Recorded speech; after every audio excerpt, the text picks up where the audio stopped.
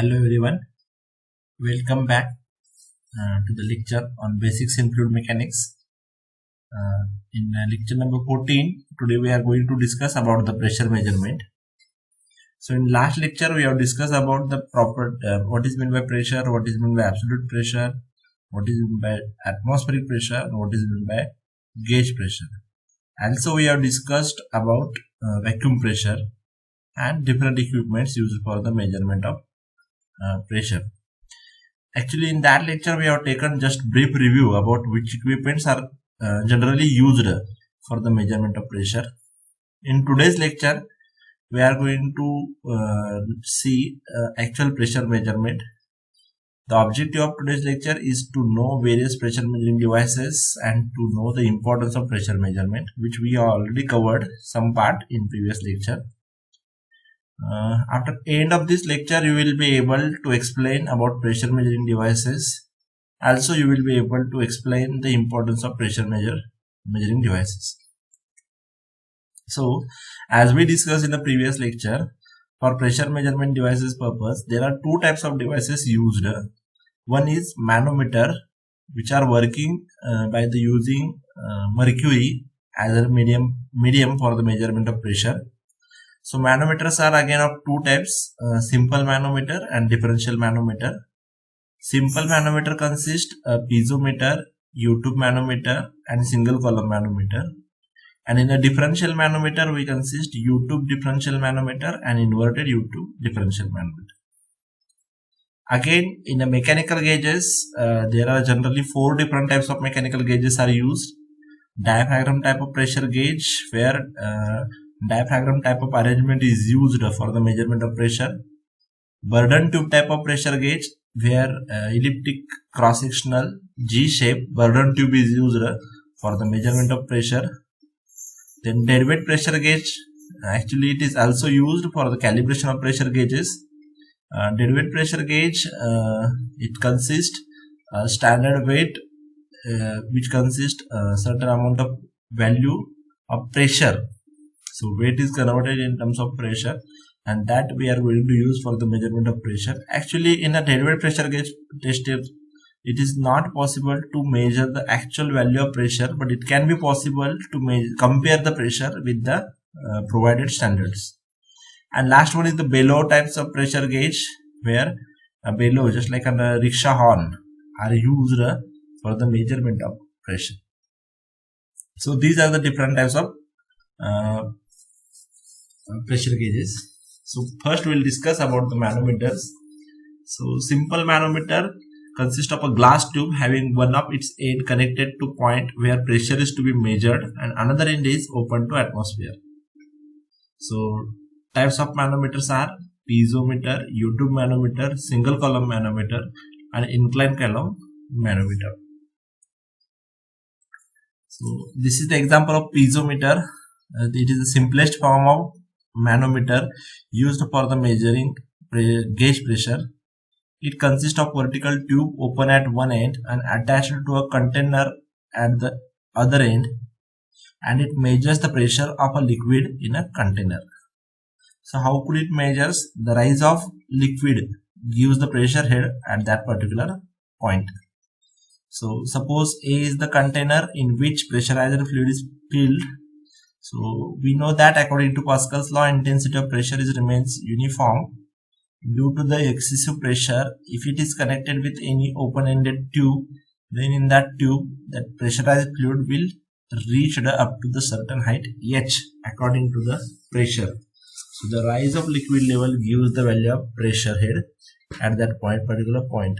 So pressure at point A can be given as PA is equals to rho G into H. The benefit of using piezometer is it is simple in construction as well as it is economic. Its cost is very less. The demerits is not suitable for high pressure intensity, because if the pressure intensity is very high, in that case the tube height is required to be provided with much more height, and the pressure of gases cannot be measured by using this device of piezometer. Another type of manometer used is U-tube manometer. It is generally consists of glass tube bent in U shape, of one end of which is connected to the point at which pressure is to be measured, and another end is open to the atmosphere. So that glass tube, H1 with the height of liquid above the datum line, H2 with the height of heavy liquid above the datum line. Then specific gravity of S1 with the specific gravity of liquid, and ρ1 is the density of liquid 1, S2 with the specific gravity of heavy liquid, and ρ2 with the density of heavy liquid. So such a kind of arrangement is provided. Now that heavier liquid is nothing but generally we are preferring mercury, because mercury having the highest specific gravity as well as the density.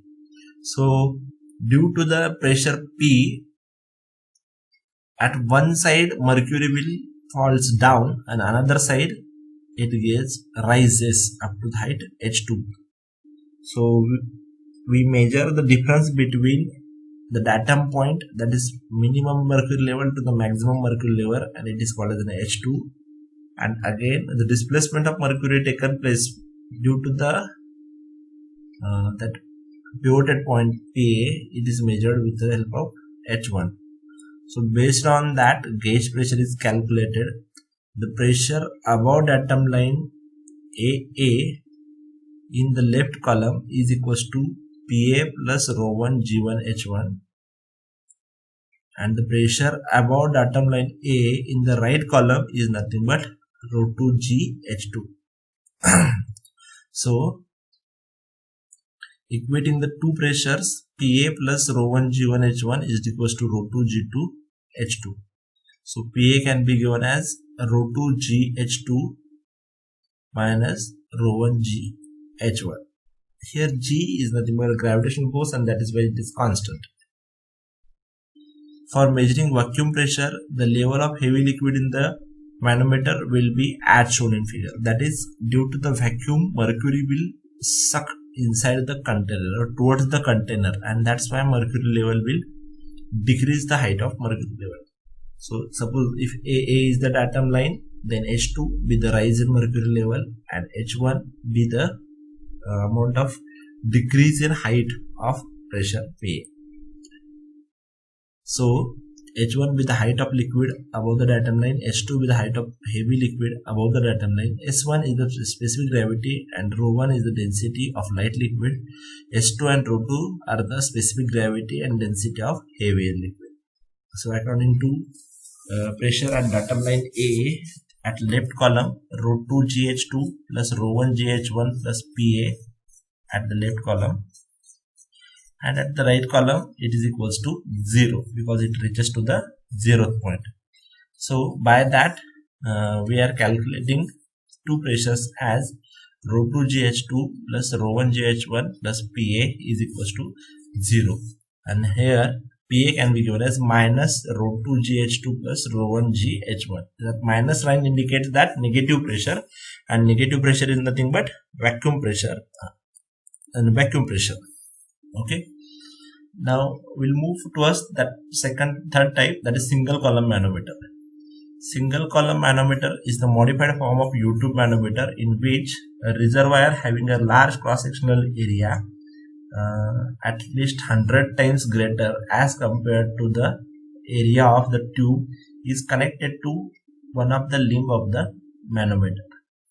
Due to large cross-sectional area of the reservoir, for any variation in the pressure, the change in liquid level in the reservoir will be very small, which may be neglected, and hence the pressure is given by the height of the liquid in the other limb.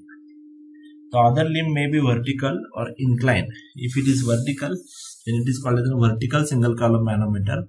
If it is inclined, then it is called as an inclined single column manometer. So these are the two different types of manometers are used for the measurement of pressure. So this is the example of vertical single column manometer. Here it is the reservoir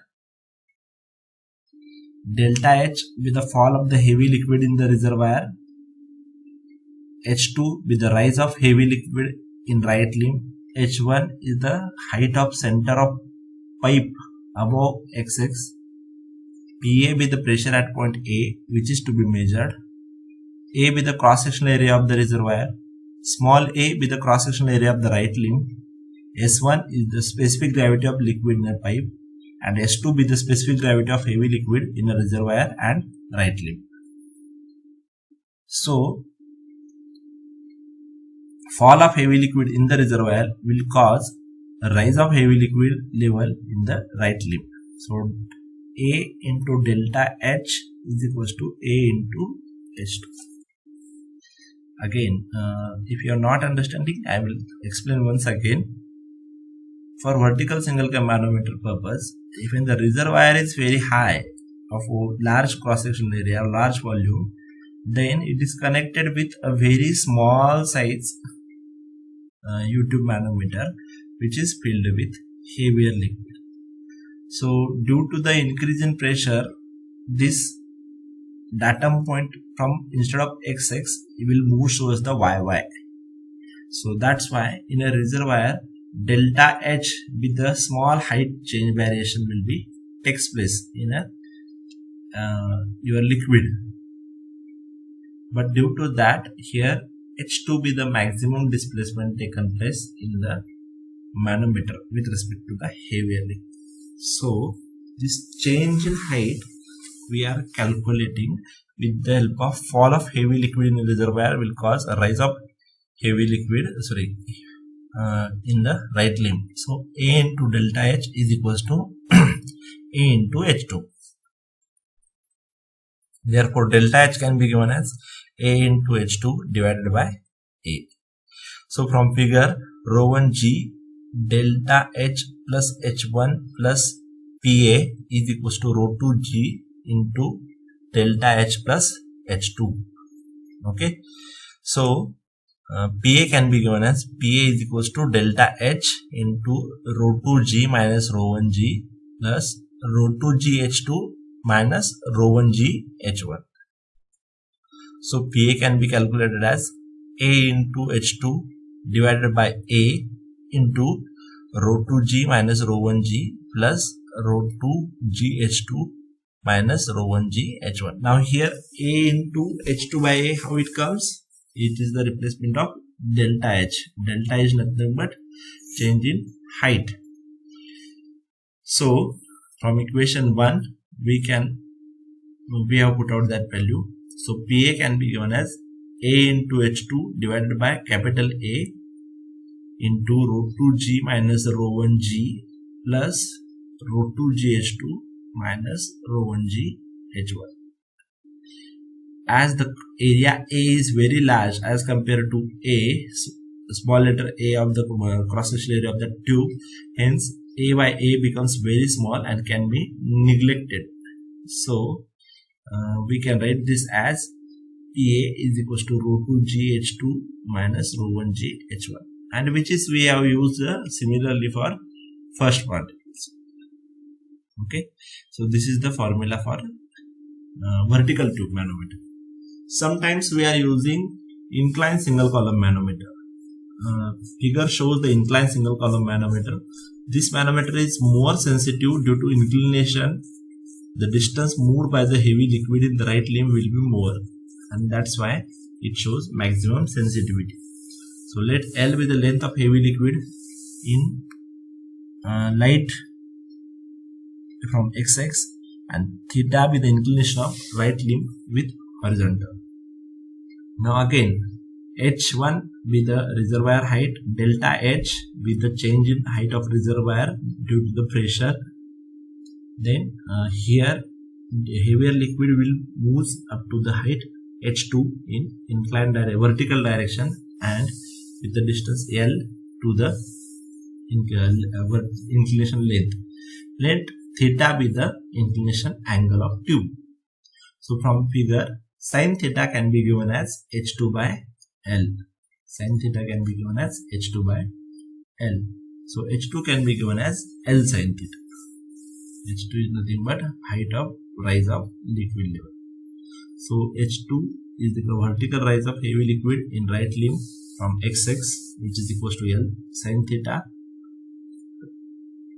pressure at A is PA and can be given as rho 2 GH2 minus rho 1 GH1. So PA can be calculated as sine of theta into rho 2 G minus rho 1 GH1. L sine theta actually is required. So L sine theta rho 2 G minus rho 1 GH1. So by using this formula, we can calculate single tube manometer. Now differential manometers. Differential manometers are the devices used for measuring the difference of pressure between 2 points in a pipe or in 2 different pipes. So it consists a U-tube containing heavy liquid. Those two ends are connected to the point whose difference of pressure is to be obtained.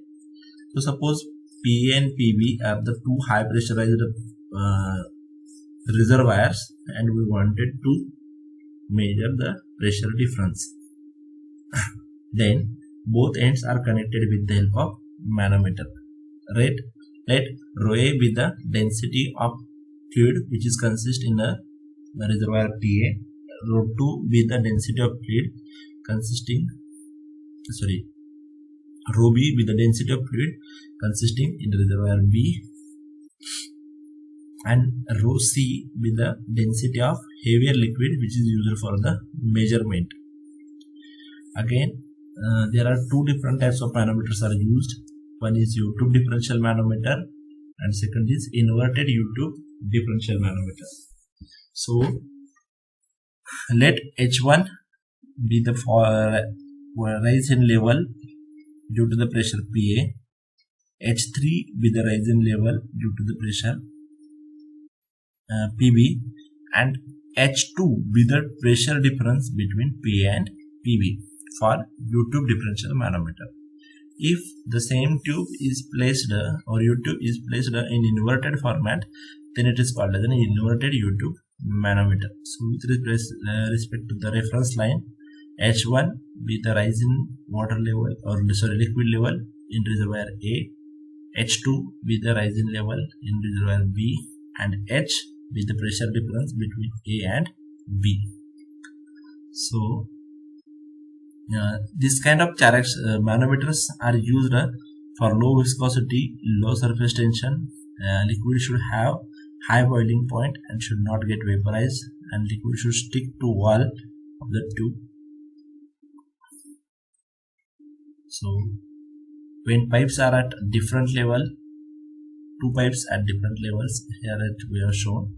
So rho 1 into G H plus X plus PA is equals to rho G into H plus rho 2 GY plus PB. So PA minus PB, that is pressure difference between A and B, can be given as rho G GH plus rho 2 GY plus minus rho 1 G H plus X. And when pipes are at the same level, rho G GH plus rho 1 GX plus PB is equals to rho 1 G H plus X plus PA.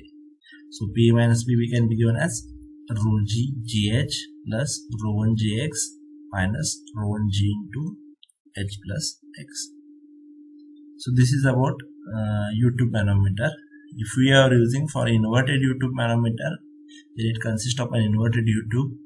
Two ends are connected to the pipes at point A and B, shows whose difference of pressure is to be measured. Let A is more than the pressure B. In that case, PA minus rho 1 G H1 is equals to PB minus rho 2 G H2 minus rho S G H. So PA minus PB is equals to rho 1 G H1 minus rho 2 G H2 minus rho S G H. So this is about the different types of manometers. See, manometers are generally used when the pressure difference is very less, or the pressure where we wanted to measure the pressure of very small in quantity. In that case, manometer is useful. Otherwise, the limitation of manometer is that the length of tube should be very high. In that case, again there is the problem of accuracy. Again, in a manometer, scale is the another problem. To avoid that, we are generally using the mechanical gauges.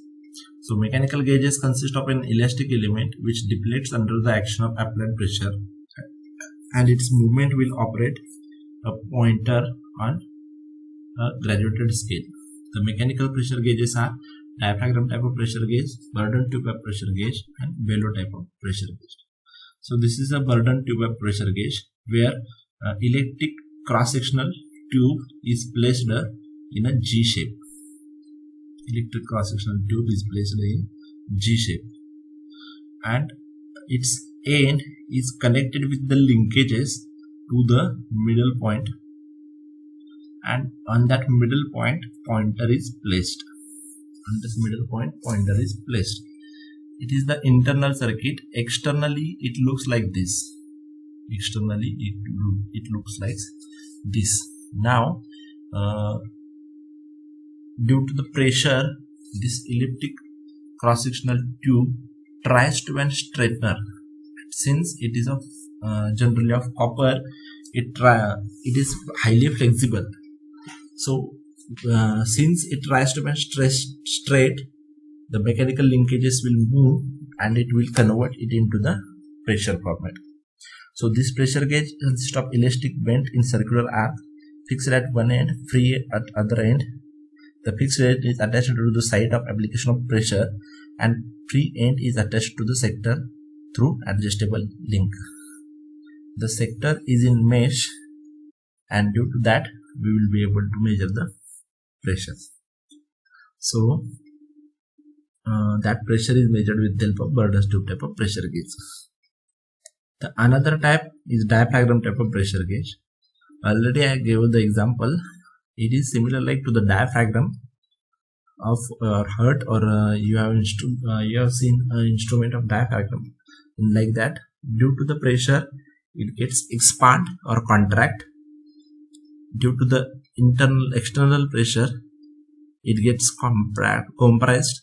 Due to its compression, again it is connected to the central linkages, and which moves the pointer.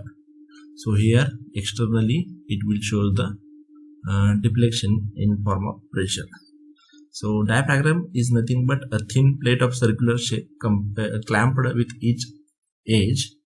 When pressures are applied on the diaphragm, it is deflected. The deflection of the diaphragm is measured into the pressure. And third type is the bellow type of pressure gauge. It is similar like bellow. When pressure increases at the bottom diaphragm end, due to the pressure, it will move in upward direction. If you reduce the pressure, it will decrease. So in all three cases, all three type of mechanical pressure gauges, the common point is material used should be highly elastic. So in bellow type of pressure gauge, bellow is elastic material element, longitudinally expanded and collapsible member. As per figure shown, pressure is applied inside the bellow gauge and it acts outside of the bellow gauge and compressed, and when against the opposite force of this opposite force is applied, this free end movement is transmitted to the pointer and gives reading on the scale as shown at here. Now we'll discuss about the applications of pressure gauge. Accurately measured liquid, gas and steam pressure is a basic requirement for many industrial applications, operation safety, efficiency and with optimum quality control. You can take any example, just like in a boiler. So boiler particularly used for the generation of steam. But if steam pressure increases beyond the limit, there will be the severe accident because boilers are generally used in process industries, and that process industries are operating just like a sugar industry, paper mill, etc. And these are generating the boilers are used for generating high pressurized steam. So that steam may create the impact. So we have to measure the pressure, otherwise that boiler may get burst. In addition to directly measured pressure values, pressure measurements can be used to determine interflow rates, fluid levels, product density and other parameters. Sometimes in some applications it is essential to regulate the flow with the certain amount of pressure. In that cases also pressure measurement is highly essential. For example, in a drip irrigation for water level, we are using the pressure gauge to maintain the constant pressure of water, so that equal amount of water can be gets distributed over the every port of the your drip irrigation. As a result, many plants rely on a pressure measurement devices to get required field measurements. Burden tube type of pressure gauge for agriculture field sprayers. Burden tube pressure gauges filling levels in the automotive industry. Inline seal for pressure measurement of printing and etc. There are n number of applications for the pressure gauges purpose. Then multi-fluid manometer. It is the another one type of pressure gauge where the last principle, which is a result of Pascal's law, allows us to jump from one liquid column to the next in the manometers without worrying about pressure change, as long as we don't jump over a different liquid and the fluid at its rest. Let H1, H2, H3 be the fluid number 1, 2 and 3 respectively. Let P atmospheric pressure at the top and absolute pressure at the bottom. Then the pressure at any point can be determined by starting with the point of known pressure and adding or subtracting rho GH term as we advance towards the point of interaction. Okay, so P atmosphere plus rho 1 GH1 plus rho 2 GH2 plus rho 3 GH3 is equals to P1, be the pressure at point 1. Suppose that point 1 is moved from here to here. Then P atmospheric plus rho 1 GH1 plus rho 2 GH2 minus rho 3 GH3 be the pressure at point 2. Similarly, it can be possible to measure the pressure at here and here. So we have to consider the effect of addition of pressure from the topmost positions. Okay, so this is about the pressure measurement. In next lecture we will see about some problems in pressure measurement, and then here we end this chapter number 1, that is basics in fluid mechanics. So we will meet to the next lecture. Thank you.